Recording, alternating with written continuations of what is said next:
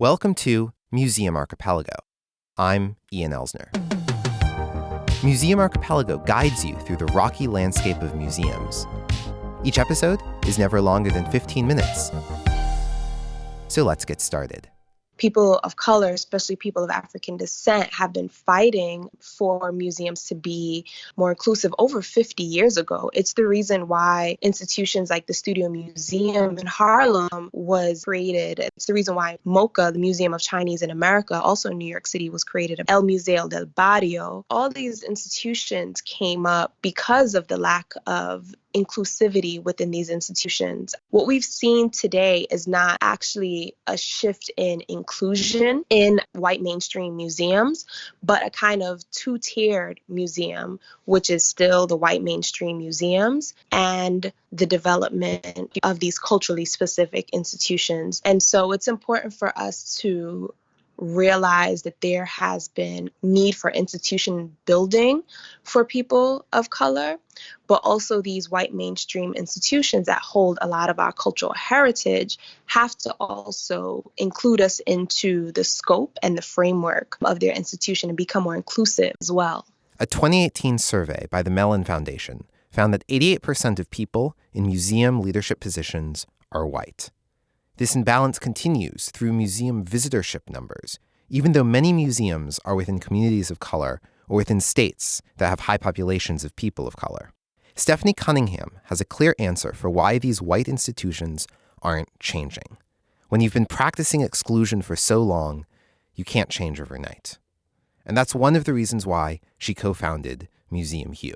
Hello, my name is Stephanie Cunningham. I am the co-founder and creative director of Museum Hue, an arts organization that works to increase the visibility of people of color working in arts and culture and museums in particular. It's really important that we begin to think more critically on how to change this, how to shift this and make museums more innovative and inviting that will attract more people of color and also be very honest about their history and their conflicting provenances as well within the institution. Stephanie Cunningham co-founded Museum Hue with strategic director Monica Montgomery in 2015.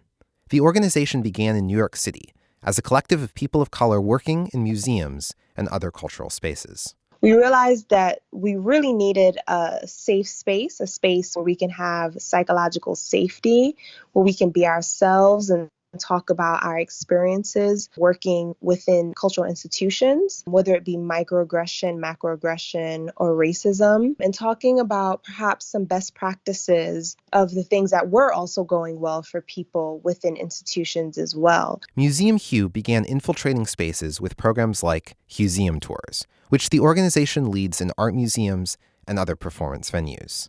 The tours started in New York City, but have since branched out to different parts of the country. We go to an institution about 15 to 30 deep, and we'll have a conversation focusing on staff and artists of color and also narratives of color as well. Because what we also realize is that a lot of the narratives within museums and cultural institutions don't reflect people of color. And so we kind of invoke and incorporate those within our own tours and presentations within the spaces. The Hueseum Tours are one example of Museum Hue's focus on authentic participation within the arts world.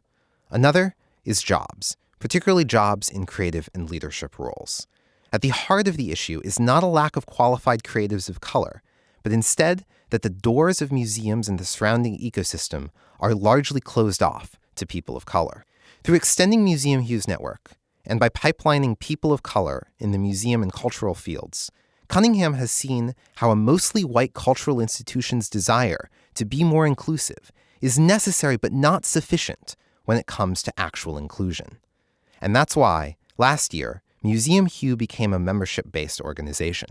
Last year, we decided to become a membership-based institution, and this came out of our fellowship at Race Forward, Racial Equity in the Arts organization. About 50 or so institutions throughout New York City were invited to participate, and we all had our own platform and ideas, but the basis was for all of us to create a racial equity framework. And so we decided with the Museum Hue membership that we can focus on institutions that are willing and wanting to work with us in changing the framework of their institution, making it more inclusive of people of color. So we've been able to facilitate a lot of opportunities, a lot of jobs for people of color within these museums, and also work with them in trainings on cultural competency, because we know that these conversations, although well-intentioned, they can fall short. And so we need institutions to take action steps. And so action steps look like creating real policy and also procedures in ways that they are accepting people of color and allowing them to have a seat at the table in a real way, looking at their board. And so looking at real ways that we can begin to focus on the framework of the institution and working on them from the inside out. In episode 48 of Museum Archipelago, the Whitest Cube podcast co-host Ariana Lee makes the point that many museums can claim diverse workforces if you take into account people of color working in the museum's janitorial services department, but less so in the seats of power.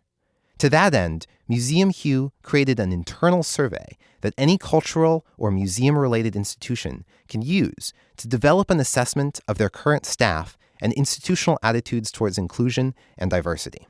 This isn't a change that happens overnight because you've hired people of color. We want it to be a core part of the foundation and the structure of the institution. So in order to do that, we have to encourage them and support them in thinking about this more critically. It's been a real blessing that so many institutions throughout the country have wanted to sign on with us. It's about over 80. And so we're looking at different ways to support them in creating the toolkits and creating more tours, and not just focusing on our institutional members, but also mostly on people of color in the field as well. Cunningham's focus on museums and other cultural institutions comes in part because museums can be more resistant to change than some other parts of society.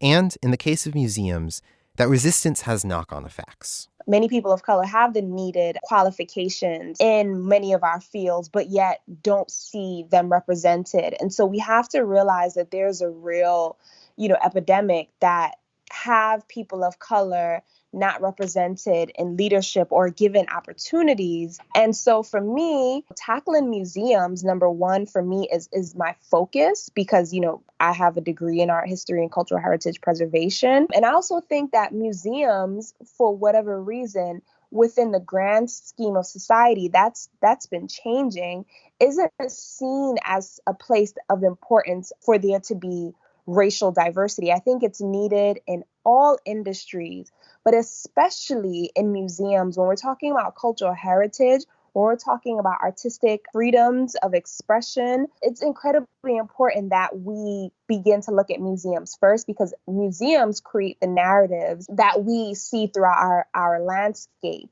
And so it's important that people begin to see people of color represented in history, in art, because that then opens up a new lens and recognition of cultural contribution that people of color do not get in this country. And so for me, museums have to begin to create a lane that is really much more inclusive than they actually are. For Museum Hue, increasing the number of people of color at museum leadership levels begins to shift the framework, not just of that institution, but of the entire museum ecosystem. For example, there is a very prominent, I won't say the name, exhibition design company that works with so many museums throughout the country. And they went to meet with a museum that they were speaking with to begin to work with on a new exhibition design. And during the meeting, they were asked by the person that they were working with, a person represented by the museum who was a person of color, asked them, do you have people of color on your staff? And they, for whatever reason, had not even thought about this. They're like, we're doing exhibition design. Why does this matter? But it does matter, because perspectives and cultural differences and understandings are also needed. And so they, reached out to Museum Hue because They were like, do you know of anyone in exhibition design that, can possibly work with us? People of color are also going to begin to ask these questions of companies that they're working with as well, and having companies think about this issue because it's going to affect their bottom line. Museums have incredible cultural power, and most of it is unchecked. Cunningham's point is that without serious change, that cultural power won't last forever.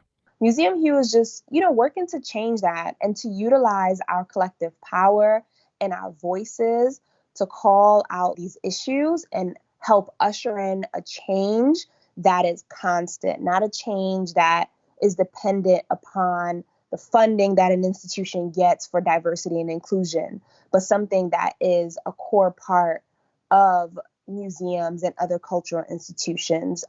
Because I honestly believe if museums do not change and become more inclusive, expect obsolescence, expect museums shutting down, expect museums continuously become irrelevant for the greater public. Cunningham also hosts an excellent podcast called Black Visuality. Past guests have included Blake Bradford, who is also featured on episode 43 of Museum Archipelago. As the director of Lincoln University's Museum Studies program, Bradford also sees a pipeline of Black students, exposing them to career paths that are largely closed off to people of color. Museum Hue has 3 different membership types. One is an institutional membership for organizations to align their diversity and equity efforts with Museum Hue and also to advertise job openings through Museum Hue. Another is the Hewers membership for people of color interested in the Museum Hue platform. And finally, the Allies membership for those looking to support Museum Hue's mission. You can listen to Black Visuality and learn more about Cunningham at stephanieacunningham.com. You can find more information about Museum Hue and sign up by going to museumhue.com/join. When a person is being colonized or oppressed, one of the first things that's targeted is arts and culture and artists. Works are either destroyed or commodified or appropriated. And these are the same things that we see within museums and we see within the realm of what is acceptable within our culture. I want us to continuously strive to create opportunities to speak up against the restrictions or the barriers that have been placed on people of color within arts and culture. My work really, if you look at all the things that I've been doing, falls under two parts. It's really just looking at ways to support people of color, to increase our visibility, to facilitate our employment, and get us more entrenched in the creative economy, and also on the other part, call out and challenge and address, the barriers and the hierarchies and issues that relate to specifically racism and lack of opportunities in the field for people of color. And so that's what I'm continuously doing, is just working on ways to shift this field and move it into where we can see much more equity, much more diversity, much more parity as well in the field is incredibly important to me. This has been Museum Archipelago.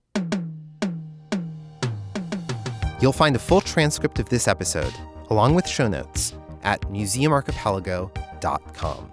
Club Archipelago members get access to a bonus podcast feed that's sort of like the director's commentary to the main show, and fun extras like stickers. Support the show and join Club Archipelago today for $2 at patreon.com/museumarchipelago. Thanks for listening. And next time, bring a friend.